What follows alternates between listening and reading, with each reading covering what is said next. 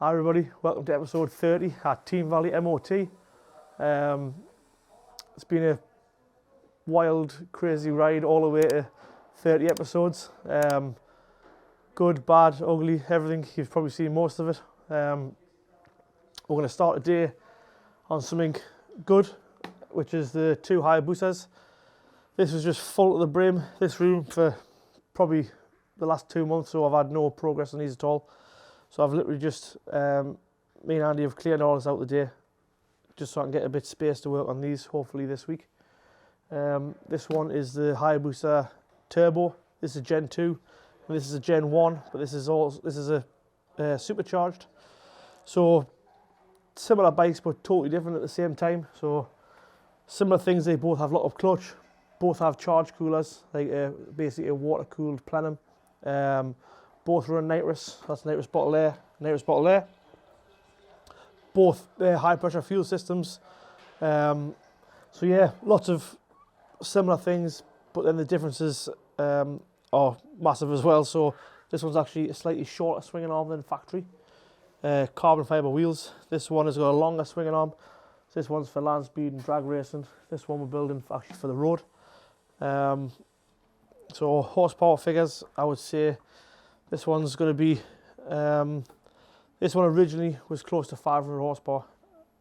That was before we pulled the motor down, and we've, so up the CC.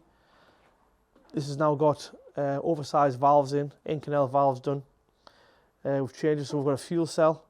So if you look in there, that's the tank, but actually there's nothing in there. So that'll just sit on top of there like that. Looks like a tank, but it's a lot shallower here, so you can get further down. So when the screen's on, you can get under there for the higher speeds. This one here, if you come around here, Ed. So this one here, there's your turbo, and on under here is your water-cooled airbox, so your water-cooled plenum basically. So your boost basically comes up this pipe here, your up pipe, into here, goes through here, which is a water-cooled intercooler basically. So charge temperature passes through there, cools down before it goes down these 4 ports here, and in the end goes through these flaps into the motor. So this is 8 injectors in this one, so it's a bit better for having the fuel control lower and on the higher end, where that one has actually only got 4 injectors, so it's a little bit lumpy at the bottom. But obviously when you open the throttle and you want all that fuel, that's where it comes into its own. To be fair, there's not much standard on these bikes. I don't even think the frame's standard. It's had bits of cutaways and bits added in for strength. Just give us a good tidy out in here, because this was just, like I say, full to the brim. You couldn't move. So in the workshop at the minute, we'll start down right at the back. I'll just pass ahead.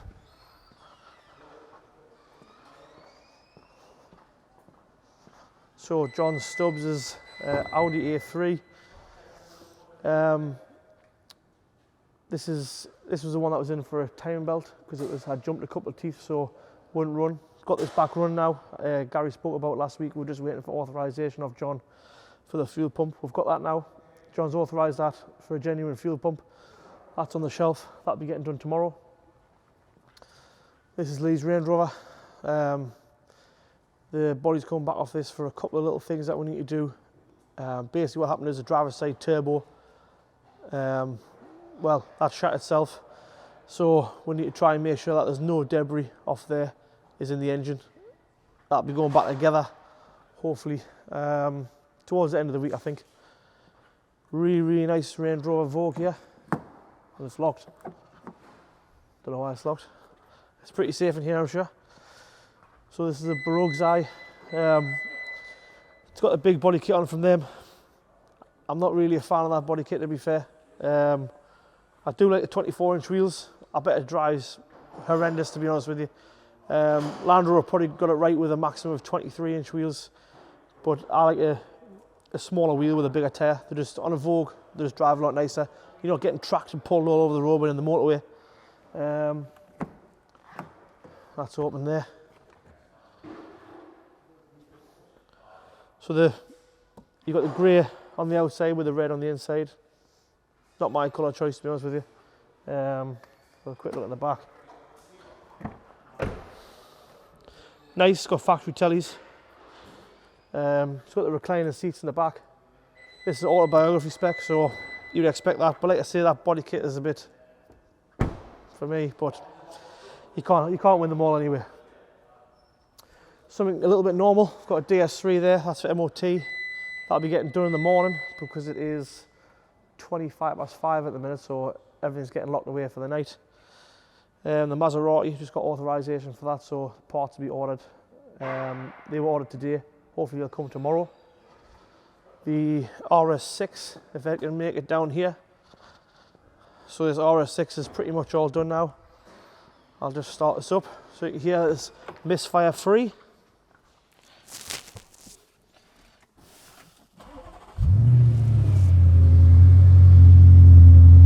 So this is the one that had the engine out, and the oil injector's done. Carl done a good job of that. So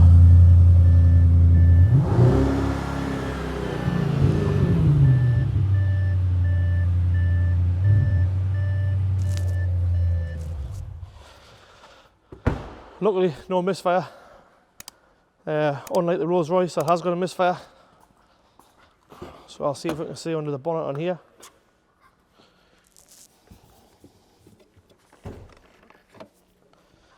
Have a quick look under here. This isn't a misfire. It's an injector the same as the RS6 was. So now I've got the covers off. Airbox is all out of here. You're not able to see much with that, to be honest with you, but we've stripped it down and the injectors are basically on top of the engine. So luckily this doesn't have to have the engine removed like the RS6 did, just to put the injectors in. So there's your coil packs here, these black ones, and these metal pipes here is what feed the injectors. This one here and this one here is your high pressure fuel pumps, and the same as our Hayabusas. You've got your two charge coolers on the back of there. That's your airbox. We've removed all that one on that side just so you can basically gain access to what we need. Done obviously a simple test. If you've got a misfire in your car, you can literally just swap the coil packs over. And if that doesn't work, then you can swap the plugs over. And if that doesn't work, while the plugs are out, check compression. If your compression's all right, you've got spark, then you should be looking at fuel. If the injector's all right, then you would start looking at things like why the injector isn't firing. So is it the fact there's a broken wire? Is there an electrical problem? Is it ECU? Things like that. But on this one, we're pretty confident that this just wants a new injector.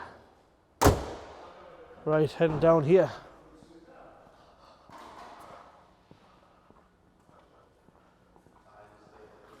This little Mazda was in the other day. This was in for the clutch, so the pipe was rotten as well. That feeds the clutch cylinder, so we had to wait for that from Mazda. That just came in last thing today, and the gearbox end casing, that's all done. So the casing's on and the pipe is on. So we'll come around here, somewhere. This little Westfield's in. That's had the cylinder head taken off.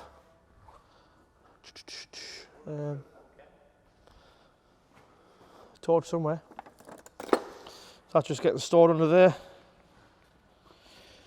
So the cylinder head's off at the moment. That's been sent away. That's a 2 litre Z-Tech engine. That is not the engine there. That's the engine out of this van here. That also had to come out. That wants the cylinder head removed. Head gasket, and I'll be getting the oil cool at the same time. That little Westfield thing, that's getting that was using a lot of oil, so we've sent away at the engine engineering place, which is quite local to us. Luckily, they said the valves and oil seals were leaking, and the valve guides, they were really worn. So basically, I haven't got a cylinder head yet to show you, but as your valve goes up, it needs a guide, so it goes up nice and square. That's worn, so now the valve's going up and rocking on the way up, which will elongate the seal on it, so then it lets the oil pass down there and you end up burning a lot of oil. So that car is burnt oil and it's a little bit smoky for the customer, so that's how I've come to end up taking the cylinder head off. When I've took it off, there's also a tiny little fracture in the gasket between the oil and the water jacket, and there's trace of oil in the water, so luckily we'll get all that done in one hit, so that'll get new head gasket, head bolts, all the new valve guides, seals, all that sort of stuff. I've got this little VW Fox in. This was in today for MOT. It needs a few other bits and things to get it through its test. One of them being that the airbag light's on, so it's actually the squib, which is the wiring behind the steering wheel, and needs a full exhaust. So the customer's authorised that, that's all good to go. On the floor there, you might see a couple of different things down here. These are some parts that eventually arrive for the G-wagon, so hopefully we'll get them unwrapped and get them onto the vehicle. There's a couple other parts here. So these are basically the grills. These grills go on here. Obviously there's your front grill, and that's the other side there. So that'll go onto there. I mean, these are pretty simple cars. I think they're pretty simple to fit, to be fair. Look at that. Ta-da! Right, so that's on there. That one goes on the other side. Main grill on. Hopefully that'll just tidy up the front of the car. This needs all flattening paint to make it look good. We've been through this before, but it's got the new side repeaters, or the front repeaters, headlights, side repeaters, wing mirrors done, all that sort of stuff. Hopefully tomorrow we'll have the parts for the Rolls Royce. They're coming in from Rolls Royce direct. There's also the parts for the Maserati should be in, and we might hear back on the Westfield tomorrow. So when we see you tomorrow, hopefully we'll be getting stuck into the Rolls Royce and into the Maserati. Got some big heavy cars at the minute. Hopefully we'll show you us getting them fixed and getting back to the customer on the road. Thanks for watching. See you tomorrow. Hi everybody, Tuesday at Team Valley MOT. We've had to come in the canteen just for 5 minutes to get some peace because it's pretty busy in the workshop, in the car park. There's customers picking cars up in the reception who probably don't want a big camera in their face, so we'll let them take their cars away before we go through there. Mental couple of weeks. In fact, it's probably been a mental 12 months, to be fair, tell the truth. There's lots of like 100-hour weeks going in. I think if one thing that other garages could possibly, if they think, beat us on, they definitely couldn't beat us on the amount of hours that is put in. Whether that's efficient or not, I'm not sure, but probably a lot of 100-hour weeks going to Team Valley MOT, to be honest with you. Some of the guys doing 45, 50, 55 hours. Not uncommon that you see 60 hours on a clocking card. That clocking machine obviously gets a lot of use. We started to look at other things going forward. A lot of things to do with the video as well. So I'm trying to release a bit of my time, so me, Ed and Jim can do some other things with the video to get out of the garage. A lot of those things are already sort of in play or in progress and getting done. We don't want to just say what it is straight away. So there's Jim there just trying to, come on in, Jimbo. There's Jimbo there. Hello there, Marvin. How's it going there, my son? It's all good. These a lot of those things are sort of getting put in place to get out of the garage and get other things done. It's just getting everything organised really. So there's a lot to do rather than just. It's easier, obviously, just Ed coming down the stairs and from his office into the workshop. But it's a little bit more difficult when you start organising transport, different vehicles, and obviously at the same time you've got to have Jim, me, and Ed all free on the same day. So it's just a lot more planning really than it is just, at the minute it's just sort of literally come down, we'll just show you exactly what's going on. If it's bad in the workshop, it's just off the cuff. If it's bad in the workshop, you'll get to see it. If it's good, you'll get to see it as well. Where the episodes that we want to do that are sort of like we've spoken about before in like a Top Gear special sort of thing. So literally, yeah, you'll see the day-to-day, you'll still see that. But we'll also do like a special episode sort of thing. Whether they'll be encompassed into the sort of episode, so on episode 30 now somehow. whether that'll be encompassed of that or there'll just be a separate thing, that's also to be decided. People could let us know what they think. Yeah, you can let us know what you think. If you want to start doing other things outside of this, great. Let us know and let us know what you'd like to see as well. It's not just about what we want to do. It's obviously what we want to do has nothing to do with the channel. It's what you want to see. Without the viewers, the channel is nothing.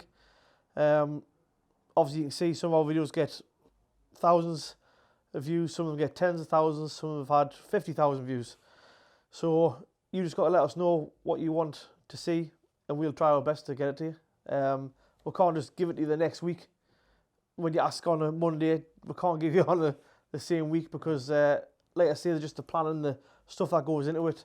There's camera cars, there's cars that we'll be using, that you'll be seeing. There's a lot more people, so just simple thing like as soon as we go on the road and you think, oh well, they just got a shot of that car going on the road. Well, there might be 6 or 7 people involved in that particular shot. It might be on the screen for 5 seconds, but yet it might cost a lot of money. Yeah.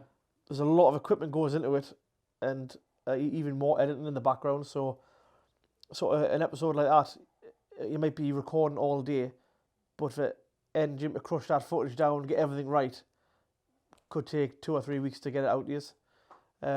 So just be patient on that end, really, and remember that this is literally, we're just doing something that we like. It's not our full-time job. So you've got Jim and Ed or Duo Media, they're doing all their thing, and I've got T-Val MOT to look after. This is literally just something that we've just ended up scrambling in the middle of. But it's people obviously liking it because I'm not sure how many subscribers we've got at the minute, probably about 4,500, I think. So we're getting close to giving away the £500 on the 5,000. So remember, if you want the £500, make sure you've subscribed. You don't just come to us every week and watch. Click subscribe, click the bell for the notification, and tell anybody you know to subscribe as well. I was going to say, one of the things, Marvin, if we could ask, one of the things that we discussed was actually taking some Land Rovers into a quarry. Yeah. So we'd be interested to see what you would think of that. So we were thinking of taking a Defender, a Disco, yeah, and a Range Rover or Range Rover Sport. Yeah, at the time it was Disco 5, I think, Disco 4, and a Defender possibly. Or it was a new and old Defender, a new and old Disco. Something like that. Lots of ideas were getting chucked around. We found the perfect place. We know roughly what time of day we want to do it, so the light looks awesome. That's not my thing, lighting and all that sort of stuff, Jim's, but it's even just a quick, a little tiny recce around, and it was going to be good. You can see straight away, and as Ed would say, it's going to be big. It was just, took a day to have a look around. But the idea was that we found a quarry that we can get access to, and there's some quite steep sides with sort of shale, I would describe it as. And the idea was to see sort of how well each Land Rover went down into that quarry, and then basically how well they got themselves out of it. And so we'd be interested to see if you'd like to see us doing something like that, or if you've got other suggestions, then please leave them in the comments below, because we'd love to hear them. I'll tell you what I'm also looking for is, I would like to use a local airfield if I could, which I would use really regular. Lots of big sort of like TV shows do use them. Obviously, we haven't got a TV show budget. I'm happy to pay the rental on whatever it is for a day. Gatwick? Gatwick would be good. Terminal 5, Heathrow. Terminal 5. We'll just tell the Jumbo Jet to stay on the... That wasn't our drone. No, we'll just tell the Jumbo Jet to stay on the tarmac while we mess around on the track. If anybody does know anywhere local, I know there's lots of little airfields that, like, some were used in the war and they're still going.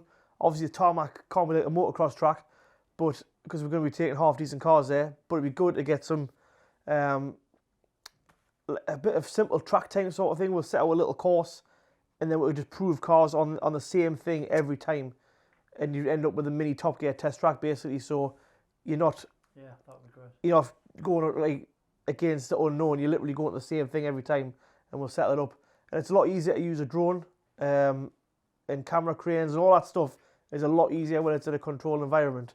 Yeah, we've used pretty much all of our gear. We've used it on the normal roads, on the A1. We've had cameras hanging out the back of cars on rigs. you know, let's say motorway speeds plus. Plus. And yeah, the gear's good for it, but it'd be a lot better if we could have it somewhere local. I think somebody did mention Croft, but they have like specific days they allow. That's Darlington, County Durham. Yeah, County Durham, Darlington. There's a racetrack, Croft there, but to get onto there is not as easy as you think. They do save all their sort of noise days for track days. But yeah, anything you've got that you want us to do, maybe you want to see, even if you want to see, if you're more interested in the camera end of it. So believe it or not, I'm really interested in more on the behind the scenes in camera gear than I am a lot of other things. So I'm not a massive Formula One fan, as in watching it. Yeah, I love the engineering and I love the things behind it, and I love how, you know, somehow that team gets all that little village of stuff they've got, and it goes to the next track. I'm more interested in that than I am the actual racing. The racing is not, it's not for me. Yeah, I can watch it now and again, but it's because it's unachievable. I know I'm never going to get in the Formula One car, but I'd rather run the track against Lewis Hamilton or whoever's on there. But yeah, I know that I do like the more behind the scenes. So if you want to see more of that, then you'll be seeing a lot more of Ed and Jim than you obviously certainly would of me. If you want to see more of that, just literally put it in the comments. We could go to Le Mans because you could actually take a car there. We could go, yeah. So Le Mans in June, and we actually could go there. That would be good to spend a weekend there. It would be good. We're happy to travel. Expensive. We're happy to travel. You know, obviously, yeah, don't send us to the moon. But we are happy to travel. But again, we did try and go to the Paris Motor Show, but actually when we looked into the logistics of it, getting there, believe it or not, wasn't a bad thing. There was, you know, getting the train over, all that sort of stuff. The fuel, that wasn't the problem. Believe it or not, getting into the door was the worst problem. You know, they wanted to know literally everything. Where Ed's great grandmother once went to the toilet, just to let us get in the pass. For the sake of an hour. Yeah, we're going to be there an hour, and you know you got an hour slot. They want to know your whole family tree, way back when. It's just, it wasn't achievable in the short time that we thought. I think we underestimated how much politics is involved in getting the camera into something like that. But Le Mans is definitely a possibility. It's a lot cheaper. It's easy to get to. It's a weekend. Anybody can go. We could just take cameras and just do what we want. Yeah. You could be Steve McQueen for the weekend. You got the haircut. Right, I'm going to head. We're going to have a quick wander around the workshop. Loads of stuff. Obviously, it's now getting on for 4:30. Lots of stuff started going out, ready for customers to pick it up. There's a couple of things left in. We'll walk through that. Have you been inside the roller yet? No, we're going to do the Rolls Royce, hopefully. So there's a bit of a staff issue this week. So basically, we've had Michael's been off the first 2 days this week. He's been off yesterday and today. Tomorrow, we're going to have to do a video early because Jim and Ed and most of the camera equipment's going to a job in London. So they'll be heading down tomorrow lunchtime. To Burberry? Yeah. Oh, Burberry. Where they make the posh coats. Yes. So they're off to Burberry, do some work for them. And they will not be... Friday. Well, late Thursday night, we're back Friday. Late Thursday night, Friday morning, they'll be coming back. So the only thing you'll see is we'll get some footage tomorrow morning before they go. And then I'll hopefully get something on the GoPro on Thursday. And then once these have dragged themselves out of bed and they've got the Burberry jackets off, then we'll see them on Friday. So let's take a wander through to the workshop and see what's happening there before we go.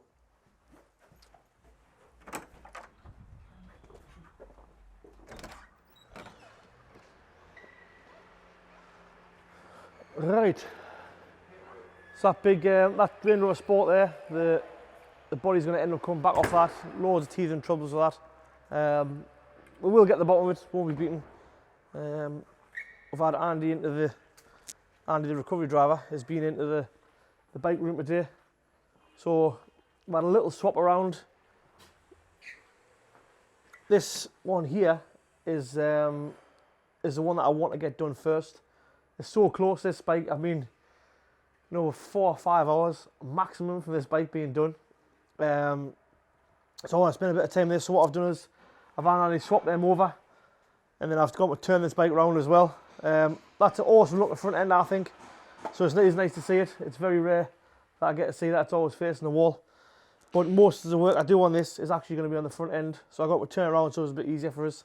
And like I say, this is all full to the brim. We've had all that got rid of. He's cleaned all the floor for us, done an awesome job. And we'll spend a bit of time, hopefully next couple of weeks, on getting this all done. I'm just checking, make sure. Yeah, that is good to go. These little scooters, a couple of little jobs, tie them up. Hopefully we get Kent to do that on Friday and get them gone. This is Sarah Wilson's Porsche, left the key in. Sarah Wilson's Porsche is just in for a check-up after we done the exhaust manifolds on this car. So this is the one that we had to, I can't remember what episode it was now, maybe it's 14, 15 maybe. Anyway, at the time I remember we had 2 Porsches in, so I had the silver one, got the new engine, and we also had the this blue one, so I got the engine out. It was rolled over. We'd done all the drilling on the studs on the exhaust manifold. That's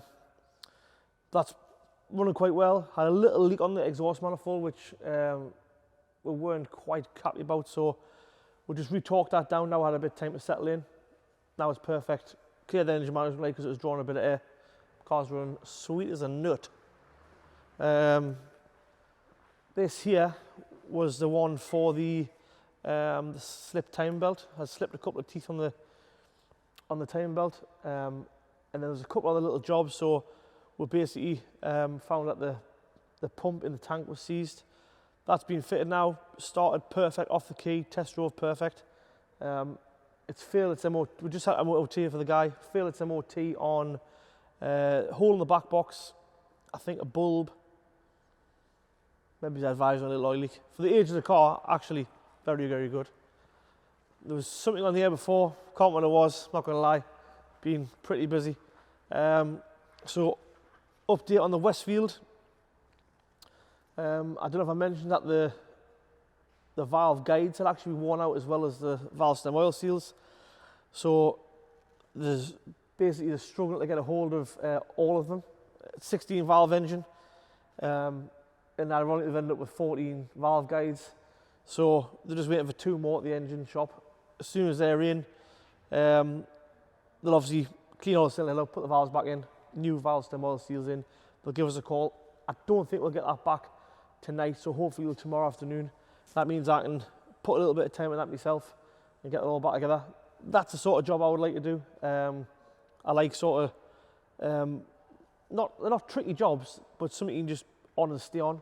Rather than doing 5 services, I'd rather build an engine like that together. This has just been in for, I say, brand new tyre there, and also 2 front springs and the shocker top mounts and the drop link. This was in a couple of weeks ago. Got Diagnostics, and then the lady brought it back after she authorised it all. And ironically, I think this is in for exactly the same thing. Yeah, so you can see there, that spring is snapped. Carl's just about to rip it apart. So you'll put 2 new, it's getting 2 shockers.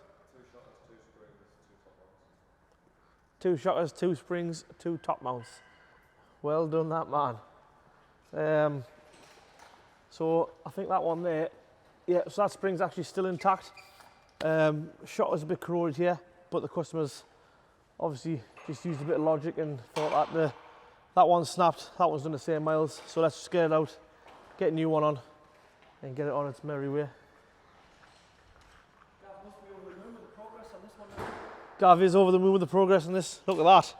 We've even just put that in there for you, Gavin. Look at that. All black.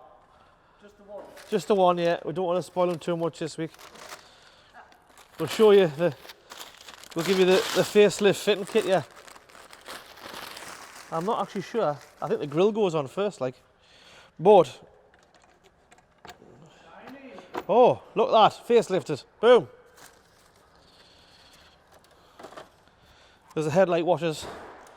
They'll need plumb back in there, just so Big run to see where he's going with the dirty headlights.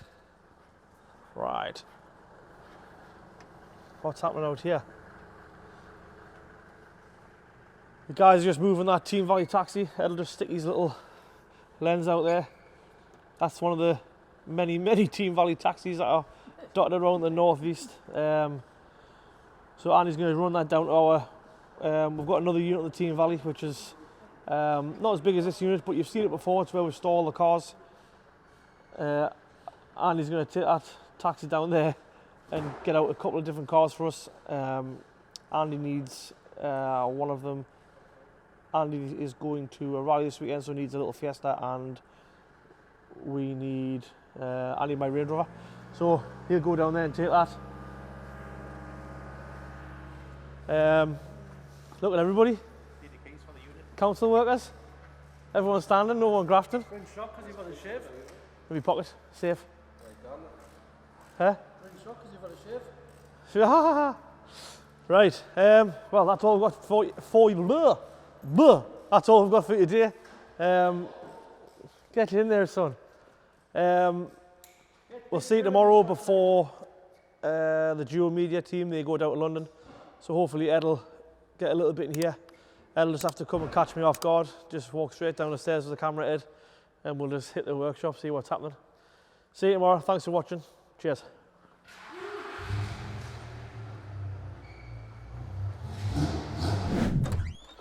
Right, take two, radio was on. There was a car in the FMOT, but second take it's now disappeared. So Andy will be pulling another car onto there and there for MOT, and that one will be coming off in about 5 minutes. Audi A3, this was this in for service and MOTs, loads of them in today. Well, not loads of A3s, just loads of service and MOTs. That'll get serviced, health check on there, and it'll go in the MOT bay and get MOT'd. Hopefully the cylinder head will be back this afternoon for that, so I can get that back together tonight with any luck. This Q3 is in for 2 rear tyres. They're on the shelf in stock, so we'll get that man straight back on the road. Another service MOT. This is in for a full service. Just get the gearbox done, it's automatic. All the fluids, everything checked. And then the same again, that'll go on that MOT bay or one of the MOT bays and get MOT for the customer before it leaves. I mean, if we're doing a service and all the health check, it should pass all right. MOT getting pulled in there, I can see it's filled already because there's a bulb off. This is in this Sprinter 71 plate. This vehicle is actually under warranty, but Mercedes can't get it in quick enough. I think they're on a 3-month lead time at the moment for warranty work. So the customer's brought it in for us to have a look at. I think if we quote them, it might be end up going back to Mercedes, depending on the price of the part. This Range Rover, the body's come back off that. It's got a mysterious oil leak that seems very hard to track down, but we will we'll definitely find it. Body will be off again today, and we'll see what we can find. We'll have a little wander outside. No progress on the. I will make progress today on the G-wagon. There you go, headlight washer installed. Right, outside.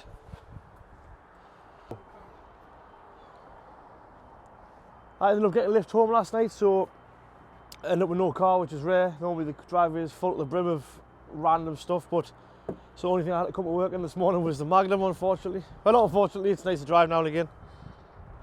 We'll start over here and we'll go over there. This little Citroen C1's in for MOT. Hopefully it'll fly through, the cool little car them, and they never really give much hassle, to be honest with you. And when they do, they're pretty cheap to fix. No idea what that's in for, but this is in for service MOT again as well. RS6 is pretty much ready to go back to the customer. We're waiting on one part from Audi even. That's on back order, 10-week back order at the minute, so that's knocked a bit of a hole in that job. Big Rolls Royce. I tried to put the injector in last night, but unfortunately by the time I'd schoolboy errored it, I took the injector out, then took the new one out the packet from Rolls Royce, and it was the wrong one. So that all went back together, so to drive it out, but they promised us an injector this week, so we should get that back together. The Duo Media bus is going down to London, full to the brim of all the gear. Let's hope they've got all the idea as well. That'll all be going down to London. Got some videos to do down there. This little fox was in the other day, but it's never left. Another dealer error with parts. We ordered a squib, which is basically the wiring goes behind the steering wheel, and they've sent us a wiper stock, so that didn't fix that. That's just waiting to be collected. That is ongoing. That's another one waiting for parts. This came in last night. Unfortunately, the MOT failed miserably. Not miserably, but it wants a bit of work. Can't remember what that's in for. X5 is in to get these headlights, basically the lens on the front replaced, because you can see they're just a bit marked. They're not giving you a proper beam pattern. That one isn't as bad, but they definitely need doing anyway. This one's got the upgraded grille in the front. I'm gonna have to pass on that one. That one's in for 2 springs, 2 shockers. That was all done yesterday. I think pretty much everything down there is all done, ready to go. Here's a man with the tools. What he'll do is he'll drive straight in front of the camera. Oh no, unbelievable. Unbelievable. That's pretty much death row, waiting for parts here. So the Team Valley van's out because that's going to go and deliver some rally parts down the country for the Fiesta. All the bodywork that got done. That is actually the Fiesta. That's not the rally car, but that's actually the recce car. That's the left-hand drive. Basically a Billy Basic Fiesta. But when they do the recce for the rally, you best have a left-hand drive car, so it's basically you get the feeling exactly the same. This Maserati is waiting for brake pedal switch. Maserati, sorted out. This one's waiting for another switch for the side step. So these have got a step for the patients to get in and out of. Step was all mangled. Whoever's been driving it, obviously just been a bit off-road, I think. So Paul stripped the step, straightened all out, welded everything back together. That was all snapped off. But there's actually a switch on the back of that that tells the driver if the step's open. Obviously, if you're flying along and the step's open, you're going to clatter some. So waiting for a switch from City Electrical Factors. They're just the other side of the car park. Yet it's been 4 days to get a switch. There's another Maserati somewhere hidden over there. I think we've got 2 or 3 in at the minute. Just common as muck, these Maseratis now. That's what park brake module and rear disc and pads and a full service. This Transit was brought in at the weekend, believe it or not, by some drag queens. This was diagnosed by the RAC, needs a fuel pump, but unfortunately that is not the question. That's not what's happened actually. This needs an engine. The wet belt, which should have been checked and changed, is actually snapped. That's just smashed the engine to death inside and out. It's not even worth trying to rebuild it. Better off just put a new fresh engine in, and they know that that van's going to go for a lot longer. And ironically, that van there, the Vivaro, is Paul, who works for us. That is his old, the company he used to work for. That's his old van. That came to us for the clutch is not working properly, a couple of other bits and bobs. So he basically stepped out of that Vivaro and got an our Vivaro. And then something's just been taken off the recovery truck. That was a big Volvo for Car Auto Solutions around the corner. I don't know what time it is. It's not 10 o'clock yet, so it's pointless ringing Big Si, just tell him the car's here because he'll still be in bed. The Barug's Eye body kit Warrior car, that's still to be collected. There's a Golf to be collected, another Golf over there. Car park's absolutely rammed, absolutely mental today. And that's nothing to do with the street on the other side of the road. I've also got stuff all over the, probably all over Team Valley, to be honest with you. Anywhere you drive on Team Valley, you'll see one of our cars, I guarantee it. that's all I've got for you today. Quick walk around just because Ed and Jim need to get themselves down to London. I'll do a little bit tomorrow with the GoPro while they're sunlit in London. Hopefully it rains for them, nice and miserable. We'll all see you again on Thursday? No. Tomorrow's Thursday. Oh, sorry, tomorrow's Thursday. Everybody will be back on Friday. On Friday. So Big Jam and Big Eddie B will be back on Friday, the new. Jam. Thanks very much for watching. See you Friday. No, I'll see you Thursday. They'll see you Friday. Cheers. Mike, hey, my name's Big Mike. What? Towards midnight. Schmeichel, what are you doing? I am doing the spring on this side, young man, and the shut top mount. Oh, shut top mount. Yeah. Oh, shut top bearing. Yes. And the bearing, yes. Splendid, splendid. Lovely. Michael's just had a new toolbox delivered today. He's got all the essentials on his toolbox. Hair gel. Cannon Monster. Cup of coffee. Cup of tea. Oh, tea, Michael. Scrumpets. This vehicle here is in for MOT. Failed on tyre, which is getting done now by Carl. What else? I think we failed on a couple other bits and bobs. We've been let down with the Westfield engine, that's not done yet. And this extremely yellow Nissan Duke. This is in for new wishbone, so that's just being fitted there. New pinch bolt used. It's also hard on the back, rear pads and discs, and also the exhaust had fell off, so that's where the tailpipe would normally go, and we did manage to get one of those sent down. So there's a new back box to go on. I think there's a little finishing piece goes on that tailpipe there, so that'll have to be refitted.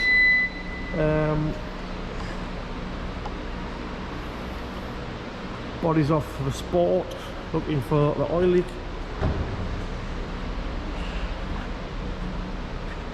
So the motor's in a million bits as well as the body off to try and find what's happening there.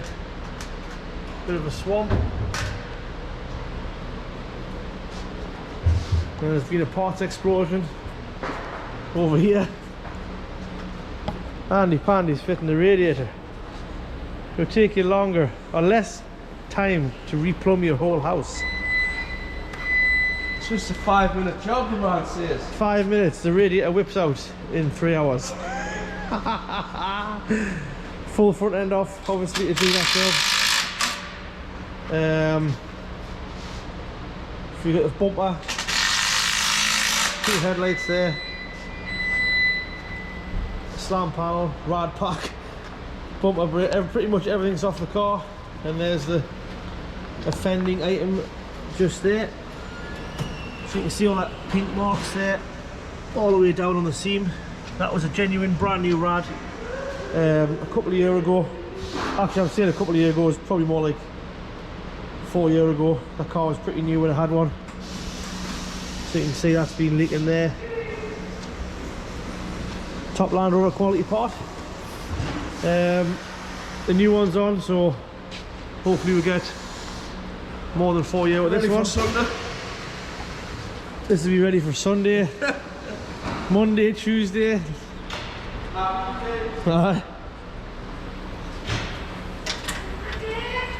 What you doing here, son? Well, that's self-explanatory, son. You're a tyre machine. How much pressure goes in there, Cal? 33. 33? Aye. Oh, that's a very precise number, that is. Do you make that up? No. No? No. Where did you get that data from? The car. Oh, the vehicle! What have we got going on here? Got 4 new Continentals to go on a customer's car Friday. We've got the Michelin Pilot Sports that are still yet to be fitted to my car. I think them tyres will probably be out of date by the time they get fitted to there. Michael's just loving life. Michael Wall's getting work done. It's towards the end of the day, so MOT bays are empty. I don't think it'll be so empty tomorrow because there's 14 MOTs in, and he's going to be over the moon.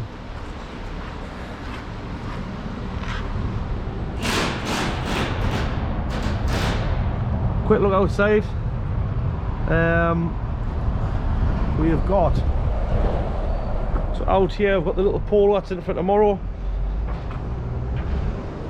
RS6 that needs to get valeted, that's all done now. And the rest of the stuff is pretty much just to pick up. Image is a bit burnt out there, I think, because I went from being quite dark in the workshop. Well, it's late for a workshop, but it's dark for the sun.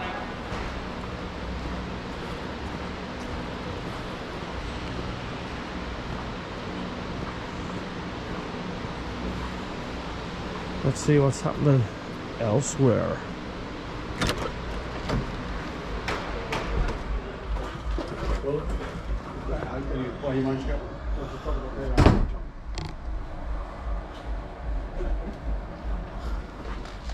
Guy, what's going on? Holy shit, Mark, you've got it. Hang on, I'll put my glasses on first. I tell you what it is, I have my glasses there because I cannot see the wood for the trees. Unbelievable. I know. Yeah, I tell you. Oh, this isn't proper recording, is it? Of course it's proper recording, Gary. Oh, no. Oh no. By the way, ladies and gentlemen, if you need a translator, that is actually no, spelled N-O, is no. Oh, no. No. Come on, Gary, give us a song. What's going on? Crikey, well, there's the thing. What is actually going on? I sometimes wonder. Yeah. In the wonderful Team Valley MOT. What's happened, Jimmy? You busy? Always. Oh, Jimmy's always busy. Jimmy's got the only catchphrase. Giving me a punchline. What's your punchline? We're asking if I'm busy. Gary, are you busy? I'm always busy at the Jimmy.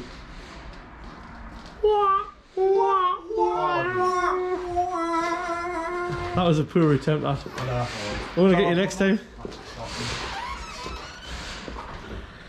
I wanted to get some brick top lines in. Some brick top lines. Aye. How are we gonna get that in? Give them that. Give them that. Do you think you move a car in the car park? Of course. Of course, fucking of course.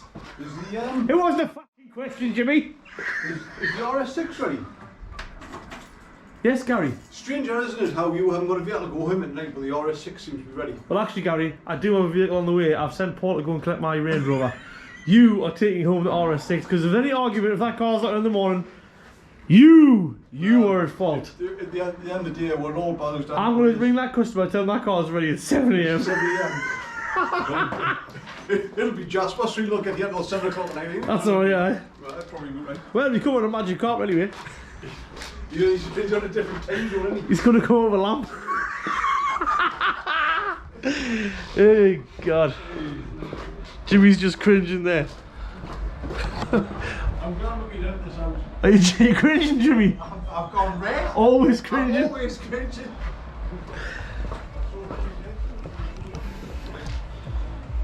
Right, that's all I've got for you. Hopefully you'll get a bit more footage tomorrow. Be better off Jim and Ed. Thanks for watching. See you tomorrow.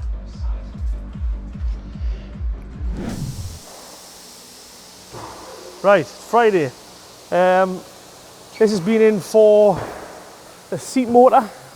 So basically, in the side of here, that seat there moves nice and free now. But before, what happened was the seat motor actually jammed and snapped the motor out of the worm drive that's in the bottom of here.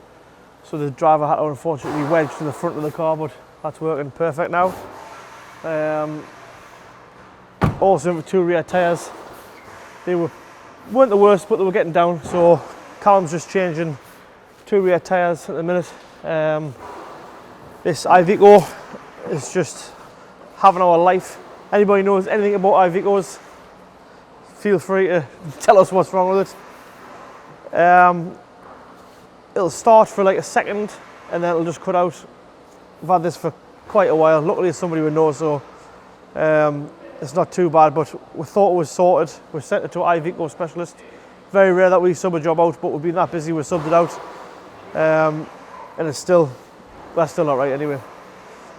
Had a little Audi A1 in there before. There's no progress on this one, but there is progress on the little Westfield. I'm not sure where it is. If I can see it, there's a cylinder head somewhere. We will have a look.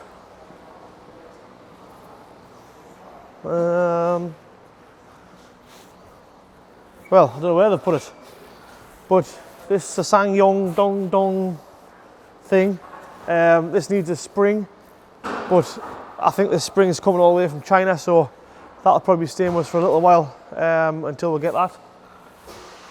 This is the Duo Media Passat CC, so that went down to London yesterday. I think they took that much gear with them, that a snap spring. You can see that must have just happened yesterday, still shiny under there. So that needs a spring. It's also done a little bit damage to the tyre. There's a couple of service items one doing just to get that back in, because that does a lot of miles.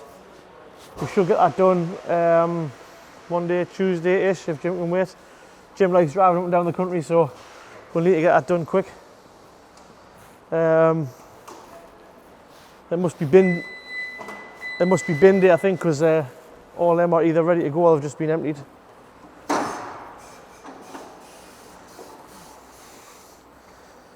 Callum's tired. Really tired. Callum's really tired. These are the tyres off the X5. Carl's putting them on there. I tell you what it is, this place looks an absolute tip.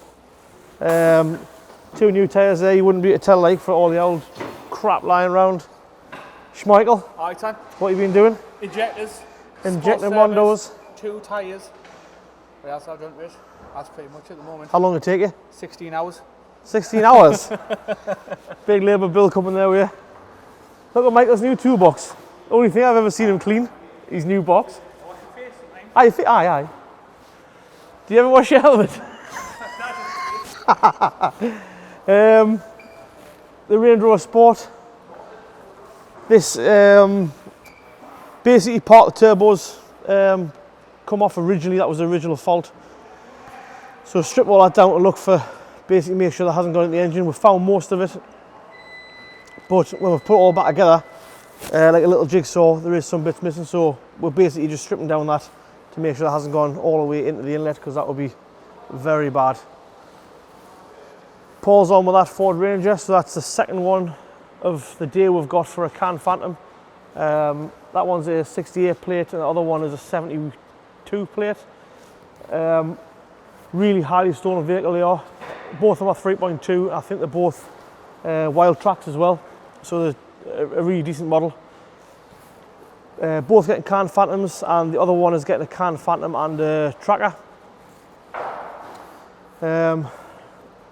I think the lads just put that vehicle back in charge just to give it a bit of life, hopefully. Oh, Andrew. Through here, basically I've put the oil into the bike. This is also a bit of a nightmare. I think I just jumped straight into it. I basically cut out all that. So there's a big horrible fuse box that normally bolts on the side of the bike, looks just not good. So there's your fuses in here, and you've got like a multi-function relay here. It does headlights and indicators, and also does your fuel pump. This activates the fuel pump relay, which is at the back, which is that one there. So I'm just trying to strip all the wiring back as much as possible, because we don't need a headlight. This bike does get used on the road, but we don't need a headlight, we don't use indicators, we don't have side lights. Basically all we have is a brake light, and the rest of the wiring is for the motor and the clocks. So like a normal bike, obviously we've got the ignition turns on with your key. Probably going to remove that, so the ignition just goes on with this here. So this is your kill switch. So basically when you're on the track, we normally just attach that to us somehow. Normally you can just wrap around your wrist. Obviously when your wrist goes around there like that, If I come off, it'll pull that out just like a jet ski, and that'll stop the bike from either carrying on, or what normally happens is the bike will go inside, the fuel will come out. That fuel pump's pumping a lot of race fuel out, and obviously they'll end up with a big fire. So I'm going to change the wiring, so you probably lose that and lose that switch there. So basically, in a road bike, you switch that on, then you have to pull the clutch in and press the start button. I'm going to try and lose as much of that as possible to keep it super simple. You've got your shift light there, so once we get 11,000 RPM, that basically flashes to tell me to just change up the gear. And then the next thing to wire in is these wires here. It's for this button. So basically, a normal bike, you'll have to pull the clutch in and then lift the gear lever up, and that will go from first to second, third, fourth, fifth, sixth. But on this bike, you can do that if you want, if you're just sort of in the pits or you're going steady away sort of thing. Instead, what we do is we push that button. Once you push that button, the swinging arm, which is at the back there, is actually hollow and it's full of compressed air. So we blow it up to about 110 psi. And when I push that button, it basically releases the air into a ram and lifts up the gear lever and changes gear for us. But obviously, it wouldn't just ram into gear. So what it does is it cuts these are the coils here. They go on top of your spark plugs. So basically, it cuts the trigger to them for like thousands of a second or hundreds of a second. So basically, that just makes the motor just roll a little bit slack. It helps that gear just go straight in. So that's sometimes why you hear a little sort of like backfire sort of thing, because obviously the fuel still goes in, cuts the spark into next gear, and then the spark comes back on again when it's into gear. There's loads and loads of wiring here, it's just not needed. There's probably, I would say, half the wiring harness not needed, but working out which half that is a pretty tricky job. I would say I've probably created more work for myself. I could have just had this bike running today, but by cutting out all this, I've probably got another couple of hours, maybe 3 hours, and just tying all this up, getting it looking all nice. So I normally try and use this cable braiding. So you've got a bit of cable there, so it looks a bit naff having that horrible plastic on. That braiding split. You can literally just run that straight over, cut it to length, heat shrink the end of it, and that always looks a lot nicer and better finished off than just that horrible plastic, to be fair. This is the trolley that we normally take around all the electric jobs, so it's got everything that we need in here. Fuses, you've got the mega fuses, heat shrink, all your different types of terminals. So you've got big battery terminals, or we've got little terminals, so what you normally see, I suppose, in other little toolboxes. Insulated, non-insulated. There's not a lot that's not in there. Battery terminals, obviously not for this, but for cars. Box of drills, little grommets. You don't want your cable getting like sort of chafed off any sort of metal, so you make sure you put a grommet in. So that box normally goes with you to the job for any sort of auto electric gear. That there's probably the best tool I bought last year.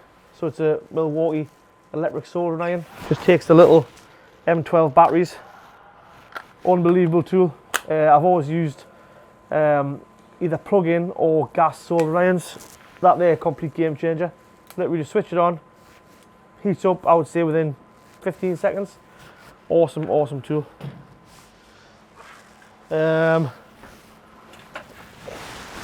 That's a spare swinging arm, the same as that one.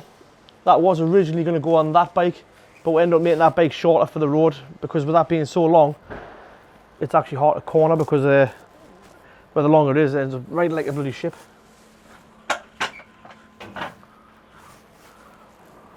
Right, I think that is all I've got for you today. Remember to like, share, subscribe. We must be close to that 5,000 subscribers now. If we get over the weekend, we'll pick somebody at random.